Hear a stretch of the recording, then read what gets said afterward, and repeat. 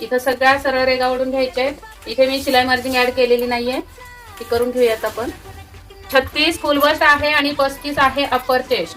पद्धतीने 2 इंच कमी करून आपल्याला पुढची शोल्डर भेटलेली आहे 5 इंच।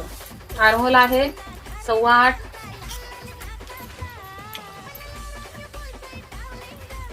पाऊण इंच शिलाई मार्जिन। पुढच्या भागाला गळा रुंदी 2.5 इंच, इथे सुद्धा 2.5 इंच। त्यानंतर या 2 खुणा मिळून आपल्याला हा आकार देऊन घ्यायचा। अशा पद्धतीने ही कटिंग होणार आहे।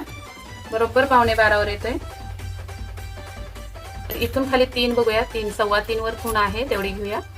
इंची रेग अशी ओढून घ्यायची बरोबर इंच। इथं सुद्धा 4.25 वर खूण करून घ्यायचे।